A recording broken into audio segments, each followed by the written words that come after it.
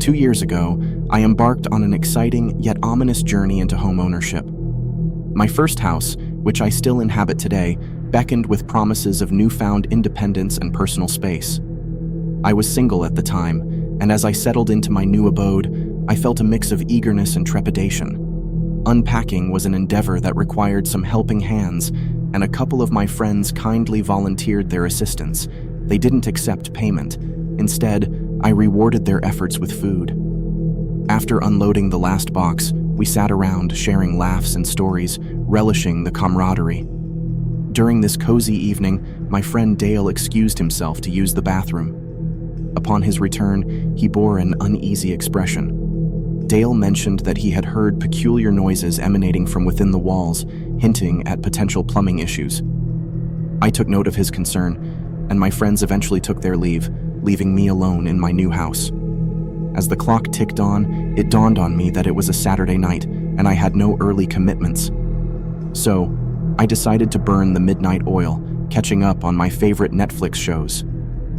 Yet, as I indulged in the flickering glow of the screen, I became acutely aware of faint thumping sounds echoing from above. This was puzzling, for my bedroom was located upstairs, and the only conceivable source of these sounds was the attic. Dale's words about peculiar noises came flooding back to me, and I decided to investigate. Approaching the attic door, I took a deep breath to steady my nerves. I climbed the stairs, grasping the pull cord to illuminate the attic with a dim, flickering yellow light.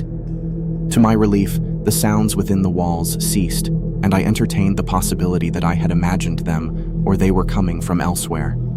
The attic, barren of any boxes or clutter, was a vast, empty expanse with nothing unusual in sight except for a couple of imposing framed paintings leaning against one of the walls. The mystery remained unsolved, and I reluctantly returned to my room, attempting to shake off the eerie sensation. However, the thumping persisted, driving a chill down my spine. My mind gravitated to the attic, the only conceivable source of these sounds. I reluctantly ascended the attic stairs once more, this time focusing on the area directly above my bedroom. To my unease, I realized that the attic did not extend across the entire length of the house. It was partitioned off by a wall. Listening intently, I could hear faint, troubling noises emanating from the other side of the wall. My curiosity grew, and my gaze shifted to the two paintings leaning against the partition. Driven by a mounting sense of dread, I approached the paintings and carefully shifted one upwards, revealing a substantial hole in the wall. My heart pounded, and I recoiled in shock as I held the painting in an upright position, only for it to be forcefully wrenched from my grasp and fall to the floor. Emerging from the hole was a ghastly, sickly-looking woman. Her dilated eyes suggested she was high on something, her body convulsing as she emitted bizarre, guttural sounds. A nightmarish, unsettling laughter erupted from her as she seized me, her jagged nails digging into my shoulders. I screamed in terror, pushing her off with all the strength I could muster. She tumbled backward into the hidden chamber, and I rushed to slam the attic door shut, locking it securely behind me. Panic surged through me as I frantically dialed 911, reporting a dangerous intruder inside my house. Within a matter of minutes, the wails of police sirens pierced the night, and 3 squad cars descended upon my home. A contingent of 5 officers stormed into my house. The commotion emanating from the attic was eerie, bizarre screams and the scuffle of a struggle. She seemed to fight like a creature possessed, lashing out at the officers. It wasn't long before a taser was deployed, incapacitating her. The woman, aged between 25 and 35, though her sickly appearance made it hard to pinpoint, was handcuffed and hauled away. She appeared to be in dire need of help. Once the chaos had subsided, I ventured back into the attic to inspect the hidden chamber. Inside, I encountered a squalid scene, a heap of filthy blankets, a stained pillow, a disarray of food wrappers, and even human waste in one corner. It became evident that this unfortunate soul had been residing in this nightmarish sanctuary for an extended period.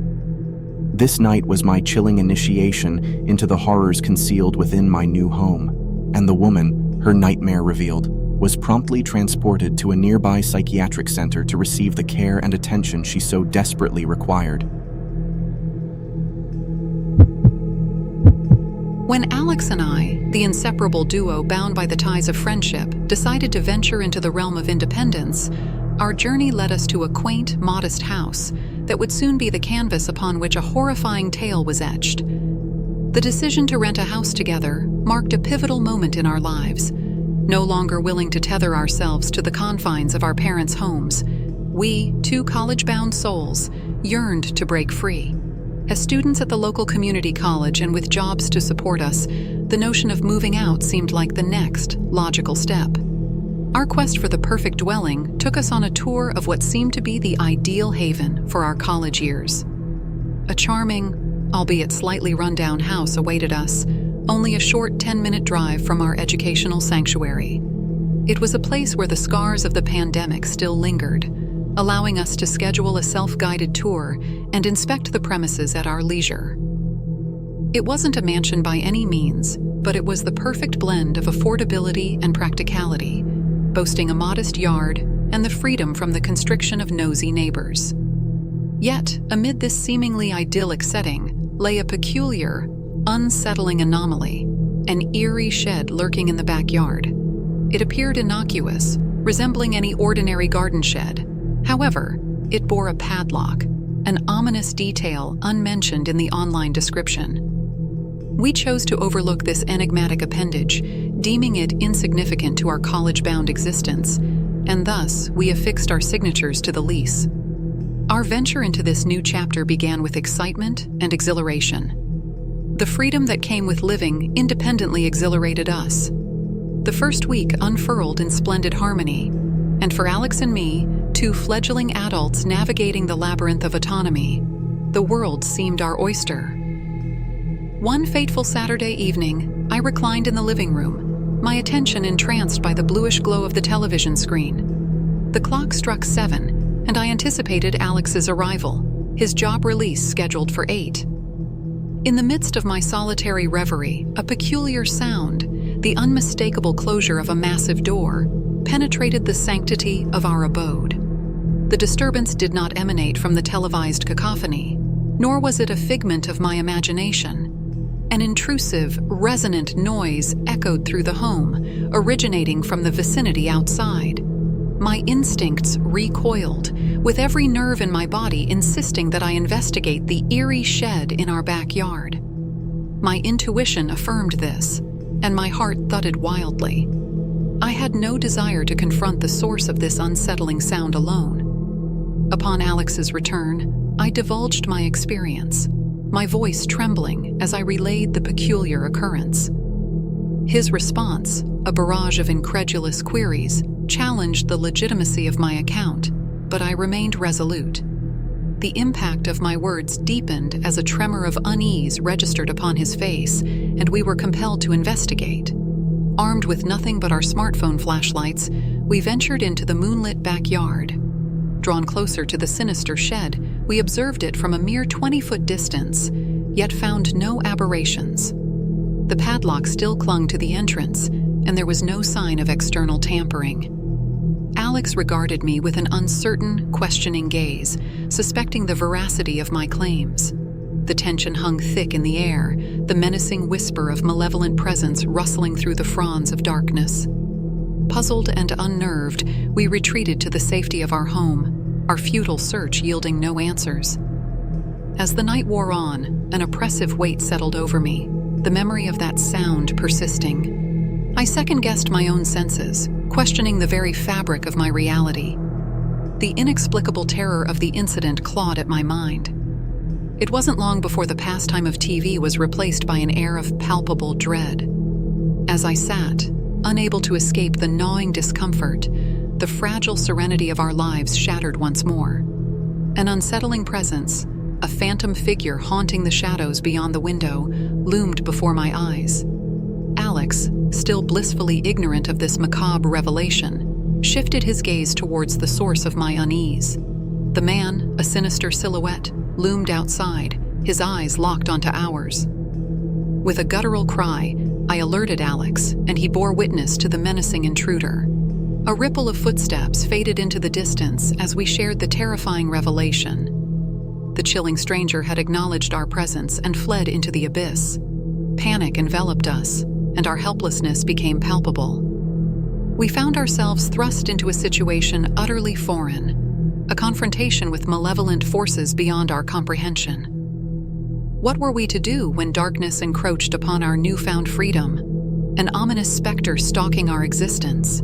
The long hours crept by, our vigilance unwavering, yet no further sinister apparitions marred our sanctuary. We ultimately surrendered to fitful slumber, only to awaken in the dead of night. The eerie luminescence of crimson flickered across my walls, while an infernal symphony of crackling sounds seeped into my consciousness, emanating from the source beyond my window. Bleary-eyed and disoriented, I was jolted awake by the red glow dancing upon my walls, the sinister allure emanating from my window's slats. The distant crackling intensified as if heralding the arrival of an infernal presence. As I endeavored to piece together this macabre puzzle, Alex's voice, tinged with desperation, pierced the oppressive silence. His voice trembled as he beckoned me, pulling me from the depths of my troubled sleep. The revelation I had awaited for was delivered in a singly, harrowing moment of clarity. Our eyes beheld an unholy vision, the sinister shed, engulfed in flames. The conflagration was a frenzied dance of destruction, casting an ominous crimson glow upon the surrounding darkness. The malevolent fire licked hungrily at the structure before devouring it entirely. In our despair, we recognized the impending peril, and the dread that clung to our hearts urged us into action. With all our might, we called upon the guardians of emergencies, dialing 911 as we clung to the precious moments that allowed us to flee. Alex's car carried us to safety across the street as we watched the approaching chaos. The valiant firefighters, summoned by our desperate plea, arrived in the nick of time. Their heroism quelled the malevolent flames that had threatened to consume us, leaving only minor scars upon the house's facade. Their arrival cast a brief reprieve upon our terror, but the inexplicable nature of the incident continued to weigh upon our minds. We shared our harrowing account with the local authorities, narrating the eerie occurrences that had plagued our existence.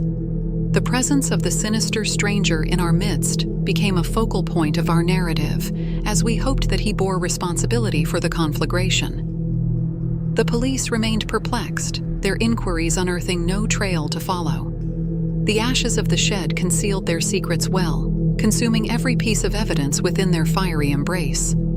Only a collection of aged, metal tools defied the relentless flames, serving as haunting remnants of the infernal event. We became haunted by the shadow of the enigmatic shed, and we couldn't shake the feeling that our new home concealed malevolent secrets. To this day, the mystery endures, the specter of that haunting night forever embedded in our souls. The malicious presence of the shed, the enigmatic stranger, and the inferno's unyielding fury still haunt our memories, a testament to the darkness that can lurk within the most ordinary of places. At the tender age of 28, my father helped me achieve my dream of becoming a homeowner. He'd always had substantial means, and when the desire for a house gnawed at my soul, he generously extended a substantial loan, making this milestone possible.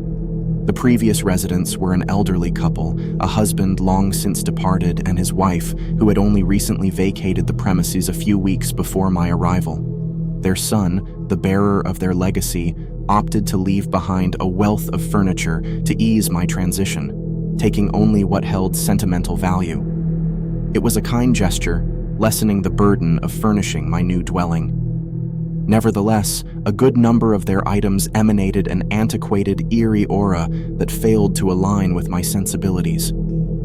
I took it upon myself to shed this historical baggage, depositing some of the more outdated pieces by the curb, eager to imbue my new home with my own modern sensibilities. As fate would have it, the specter of unsettling oddities descended upon my abode from the very outset.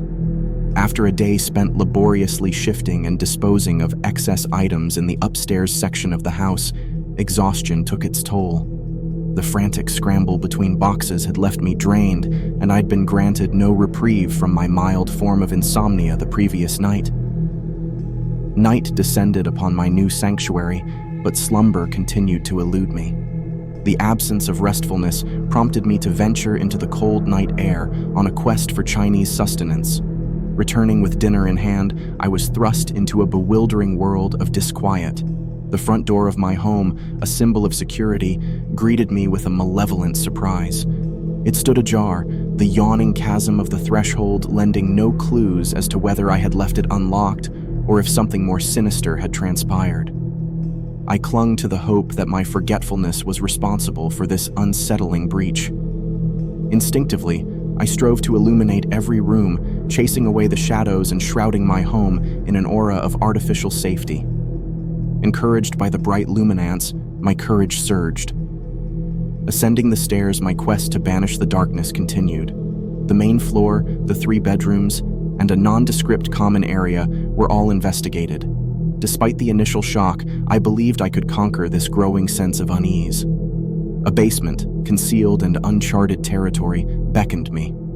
The space had been used sparingly, housing a washer and dryer in what amounted to a small storage area.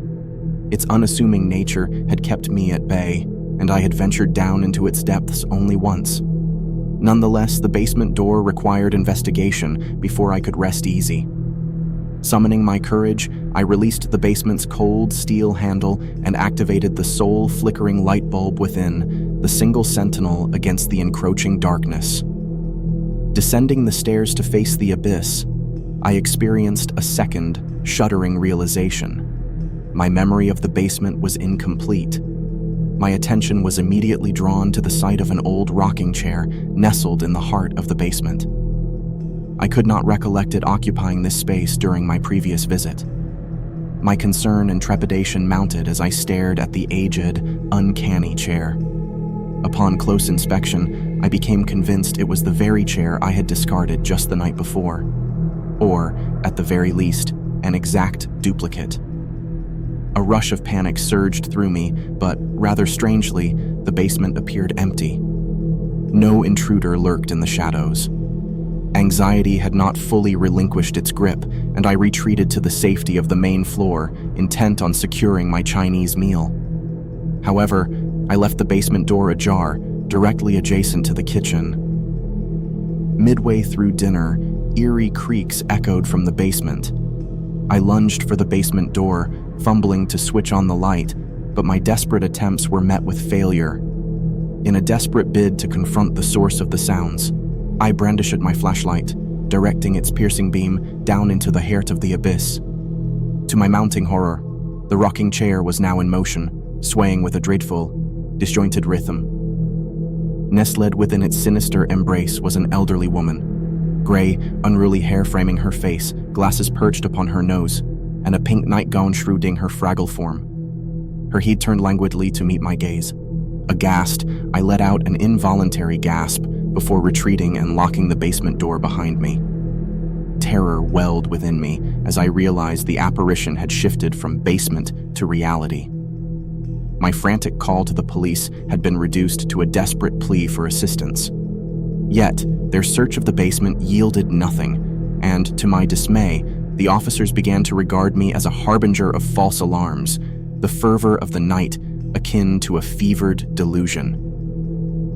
They departed, leaving me alone to contend with the specter that had invaded my newfound sanctuary. In search of answers, I contacted the son of the elderly couple who had entrusted me with their former abode. Upon describing the apparition, his response was one of stunned incredulity, gradually giving way to tears. I had unknowingly recounted a vivid depiction of his mother, bearing her favored pink nightgown. He hastened to my home, arriving within the hour. Together, we descended into the basement. His trembling hands revealed the depths of his trauma. After an emotional exchange, the elderly son left, departing with the unsettling rocking chair. Despite the removal of the macabre piece, my basement became an enigma of fear, locking its secrets within. The door remained bolted, a sentinel against the eerie unknown. My laundry cycles were accompanied by trepidation, fear still lingering in the air. Half a year would pass with no recurrence of the dreadful presence that had marred my first night in my new house. However, the terrors of that night would forever haunt me. My time in that house would be brief, lasting only a year and a half, forever altered by the horrors that still whispered in the corners of my mind. My lease was drawing to an ominous end, and the landlords had chosen to put the house up for sale, abruptly forcing me into the unsettling labyrinth of house hunting. I had assumed I could renew my lease, but alas, it wasn't to be. The little more than a month's notice they provided didn't offer solace to my already hectic life, with a full-time job that constrained my time and an overwhelming stress that grew with each passing day.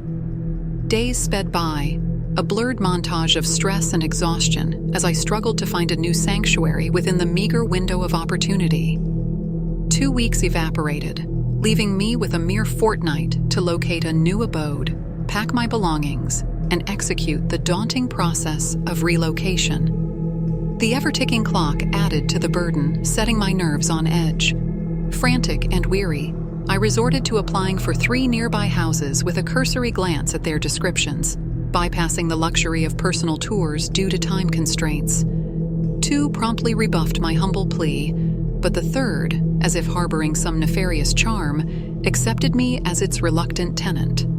The house, albeit a stark departure from the picturesque images conjured by my imagination, became the grim reality that I had to accept. What the photographs failed to reveal was the distressing state of the dwelling, with peeling paint, faded walls, and a general aura of aging and decay.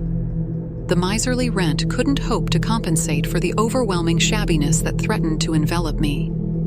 Exhausted from the Herculean effort of moving, I surveyed the place with detached weariness. Unpacked boxes littered the space, and I realized that I had only the energy to make my bed and collapse into an uneasy slumber. The relief from sleep, however, was destined to be short-lived.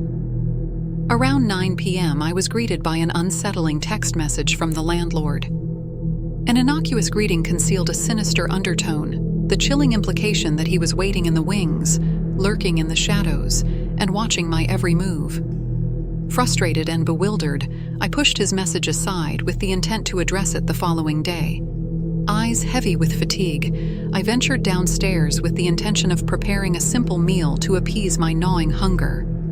However, the sinister undertone that had permeated the text message now cast a disconcerting shadow over the mundane task. I turned the corner into the dimly lit kitchen, my hand reaching for the light switch. The instant I flicked it, I recoiled in horror. A figure stood, bathed in darkness, at the heart of the living room. My feeble protestations hung heavily in the air as a chilling silence enveloped us, a stillness only broken by the muted, ominous hum of the refrigerator. "What are you doing here?" I ventured, my voice trembling, words delivered in a hushed, cautious tone. I was met with silence, the figure a featureless silhouette in the dimly lit room. Unfazed by the question or my growing trepidation, the intruder slowly turned and exited the house through the front door. The unsettling encounter had left me teetering on the precipice of a growing void of anxiety. Yet I remained rooted in my uncertainty. Contacting the police became a fleeting thought, but I was confounded by the surreal and unsettling nature of the intrusion.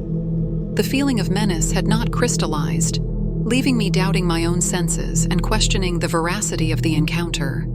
Inexplicably, I was unharmed, and thus cautiously dismissed the need for law enforcement. Returning to the boxes that awaited my attention, I sought refuge in the laborious task of unpacking. The eerie interlude, bizarre and bewildering, seemed like an aberration, a glitch in my reality. That perception was about to unravel. 4 boxes later, as I navigated the labyrinth of my possessions, a knock sounded at the front door. Startled, I cautiously approached, hesitating to confront the encroaching darkness of the unknown. The cold wind of foreboding whispered through my spine, urging caution. The beckoning voice beyond the door emerged from the inky blackness, a disembodied presence that cloaked the identity of the speaker. The request for entry was disconcerting, prompting further delay as I grappled with fear and doubt. A pregnant silence shrouded the moment, and time seemed to bend to the inscrutable will of an unseen malevolence. Girding myself, I called out for identification, a futile effort to unmask the enigmatic visitor. The chilling response unraveled the threads of my sanity, sending shockwaves of terror coursing through my veins. "Hi, it's me, your landlord," came the sinister voice from beyond the threshold, seemingly benign but laden with unspeakable menace. The smile in his voice and the calculated manner in which he leaned on the door sent shivers of dread surging through me. Paralyzed by fear, I reluctantly opened the door a fraction, a mere crack that allowed me to scrutinize the intruder. The face before me bore a disconcerting resemblance to the figure I had glimpsed earlier, a shocking familiarity that left me trembling. My initial reaction was one of cordiality, a vague assumption that the landlord was intent on ensuring my comfort in my new home. However, a disconcerting realization darkened my perception. The landlord was not the man I had initially conversed with. This ghastly masquerade, his unnerving mimicry of the stranger from my past, thrust me into a realm of nightmarish uncertainty. Trepidation twisted my features as I pleaded for a reprieve, a fleeting promise to address his concerns on the following day. However, the man outside, now revealing an unsettling similarity to the enigmatic intruder, made no move to leave. My fragile respite shattered, the encounter cementing itself as a sinister riddle. An unbidden sense of dread took hold, an unshakable feeling that something dreadful lurked beneath the surface. With swift, heart-pounding resolve, I pushed the door closed and engaged the deadbolt, watching the stranger's frantic but futile attempts to re-enter. Only after the man's departure did I contact the police. They arrived promptly, but the mystery persisted. A thorough investigation unraveled more questions than answers as the shadowy figure eluded their grasp. The lingering enigma of that ominous night would not be cast aside. As my lease waned to a close, I departed, casting aside the unsettling chapter of my life. The house that had harbored inexplicable horrors was forsaken, and I never looked back. The tale of that eerie house, the malevolent mimicry of the landlord, and the enigmatic strangers would forever haunt my existence, an enduring testament to the darkness that could envelop the most ordinary of places. When I was just 12 years old, my family embarked on a journey that would forever scar us. We moved to a desolate house in the remote, eerie countryside of Louisiana. This desolate abode stood on a vast 3-acre property, shrouded in isolation, far removed from civilization. It was a stark contrast to the world we had known. We had always been country folk, and the concrete jungle was an alien concept to us. The unsettling sequence of events commenced on the second night in our new, secluded residence. Parker, our loyal canine companion, usually resting at the foot of my bed, a sentinel guarding my dreams, erupted in a cacophony of furious barks and menacing growls. I jolted upright, bewildered by the sudden disruption. Parker's tail wagged energetically, his eyes gleaming with trepidation. His sharp, barking outbursts and menacing snarls were directed towards the corner of my dimly lit room. I felt an icy chill grip my spine. Anxiety and dread welled up within me as I strained to fathom what had disturbed my steadfast protector. I dared to check the closet, to scrutinize the confines of the room, but my efforts yielded no explanation for Parker's frenzied behavior. Frustrated and afraid, I ordered him to silence, and after a few moments, the beast complied. Yet, though he ceased his audible protests, I remained aware of his shifting gaze, his watchful vigil. Morning arrived, shedding light on the strange events of the night. A peculiar visitation unfolded, painting a portrait of our nearest neighbor, an enigmatic figure named Eugene. An elderly man, his eccentricity was evident to my young yet astute mind. My dad, ever the cordial host, met him at the door as I observed the exchange from the living room. My youthful curiosity piqued. Introducing himself as Gene, the man seemed an oddity, exuding a quirky charm, if one could call it that. Despite my father's reassurances, I was not entirely at ease in Jean's presence. Nevertheless, my father encouraged me to extend my greetings to the peculiar neighbor, an interaction that filled me with mixed emotions. In the following days, I found myself engrossed in a solitary afternoon, engrossed in a game of Pokemon on my trusty Game Boy. As I reveled in the digital world, I sensed an intrusion upon my seclusion, a figure that cast a haunting shadow across my joyous solitude. There, on the doorstep of our newfound haven, stood Jean, adorned in the attire of a farmer, donning a hat and overalls that defined his character. He ventured into our backyard with an unnatural ease, a boundary left unguarded by the conventional fencing. Uncertainty gripped me as I engaged in the tense conversation. My apprehension was only amplified as the elderly stranger probed me, questioning the nature of my solitary activities. As he sought to establish common ground through knowledge of my game, his disconcerting mimicry of Pikachu's distinctive cries sent shivers down my spine. My efforts to entertain his whimsy were overshadowed by a growing sense of dread. Beneath the southern drawl that accompanied his unsettling behavior, I detected an insidious undercurrent, a malignant force threatening to breach the thin veil of normalcy. The arrival of my father, bearing witness to Jean's unwarranted presence, further underscored the uncomfortable nature of the encounter. His friendly facade slipped, revealing the confusion and concern etched upon my father's face.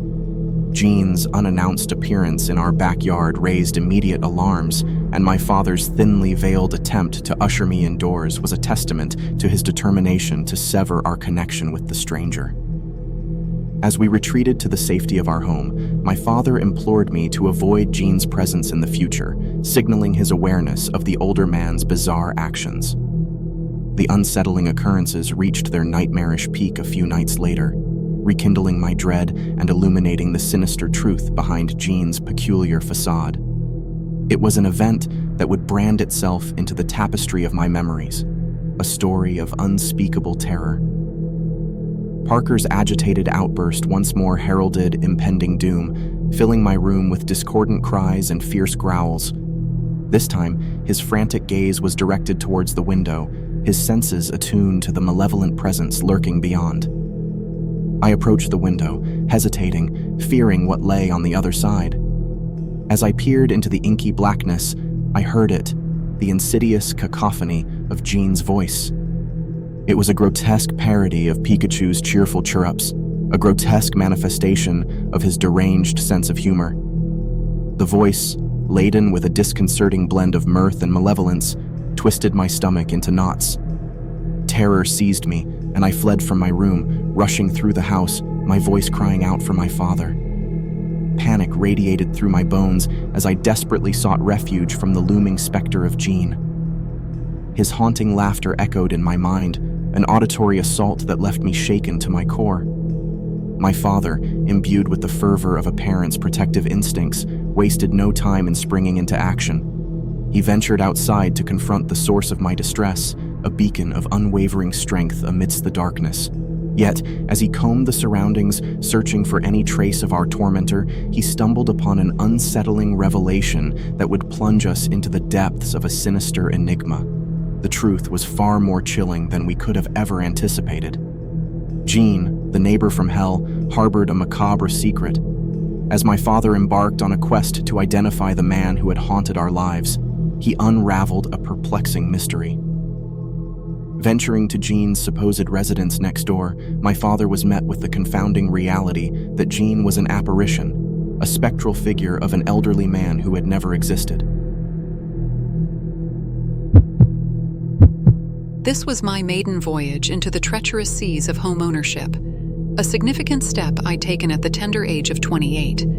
The quest for a place to call my own had begun 5 months prior, a journey fraught with its unique brand of excitement and frustration. However, I had unearthed a potential gem during my search, a house I had initially deemed far beyond my budget. Yet fate played a curious hand in this narrative, leading me back to that very house, its price significantly slashed. A self-guided tour offered a glimpse into the once elusive property, and it didn't take long for me to finalize the purchase. The house was not just a place to live. It was a symbol of my progress in life, a new chapter in my personal story.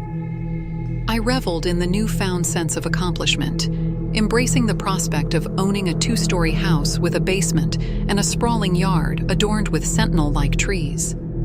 The idyllic suburban lifestyle was a mere 20-minute drive from most conveniences, a small sacrifice for the tranquility it afforded. In the initial days, the thrill of homeownership coursed through my veins. Excitement permeated every corner of my new home, a symbol of my triumph. I had only one hurdle to surmount: the solitude of remote work, a minor inconvenience in the grand scheme of things. However, my excitement was short-lived, a mere flicker in the encroaching shadows of the unsettling events that would soon unravel. Only a few days after moving in, the house seemed to harbor a peculiar energy, its ambience taking on an eerie tone. Muted, inexplicable sounds echoed from the basement, eerily reminiscent of shifting, dragging, and unseen entities. My curious mind led me to investigate the basement, lured by a curiosity that soon gave way to apprehension. The sounds ceased as soon as I opened the door, leaving me to survey an entirely empty, cavernous space save for the essential household machinery. The water heater and the air conditioner. My conclusion: my imagination played tricks on me, a mere symptom of my anxiety about the unfamiliar space. But the unnerving echoes persisted. The uncanny noises, as though an invisible entity toyed with my senses, soon became a disconcerting regularity. The very walls of the house seemed to exude an eerie resonance, and I found myself ignoring the inexplicable happenings, attributing them to the quirks of my new residence. A futile perimeter check of the basement only reinforced my perception that there was no plausible cause for concern. The unsettling, unexplained phenomena only intensified as the days passed, but my resolve to confront the enigma waned. It wasn't until I decided to explore the perimeter of the house that the nature of the inexplicable occurrences took a sinister turn. As I meandered around my property, soaking in the beauty of the natural surroundings, I stumbled upon an ominous sight: a missing window well cover. Although the discovery appeared innocuous, it cast a shadow of foreboding over my tranquil existence. Swift action was essential to avert potential flooding of the basement during rainfall. A makeshift solution involving a new window well cover from a nearby hardware store was promptly implemented. The daylight did nothing to banish the inexplicable, nightmarish occurrences. A restless night awakened me at 11 p.m., and the echoes of disturbing sounds from the basement chilled my bones. The uncanny noises played upon my unease, culminating in a haunting crescendo, the distinct resonance of footsteps that traversed the empty expanse below. Fear and dread consumed me, my heart racing as an inevitable conclusion dawned. An intruder lurked in the bowels of my house. The idea that an unwelcome presence prowled within my sanctuary sent shivers down my spine, terror weaving its tangled web. Fueled by apprehension, I descended the basement stairs, my bat clutched tightly, and inched closer to the enigma. The disconcerting echoes persisted, yet a bewildering silence enveloped the basement as I approached. An eerie sense of emptiness pervaded the space, as if the lingering terror had dissipated. The frisson of inexplicable dread, however, manifested as an unearthly thud from outside, the specter of an unseen menace extending its sinister influence. A paralyzing fear gripped me, roots of apprehension entwining around my senses.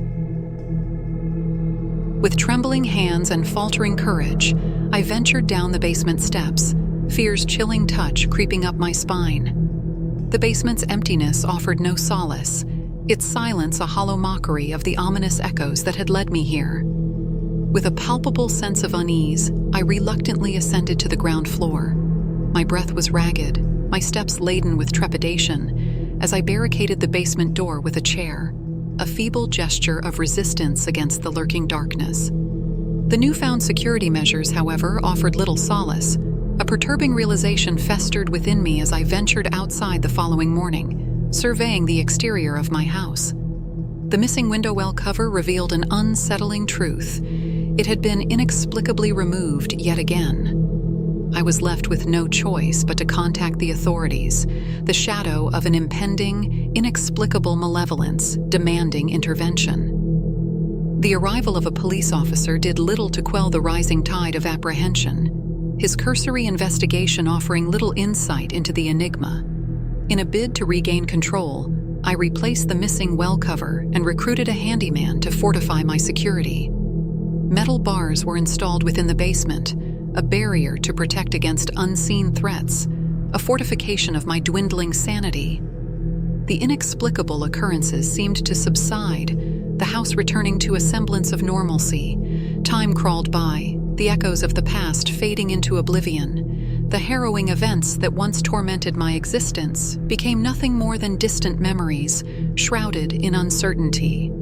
To this day, the lingering fear remains, the memory of those echoing, unexplained sounds never truly dissipating. The inexplicable chapter in the story of my life serves as a chilling reminder of the unseen forces that can seep into even the most ordinary of places.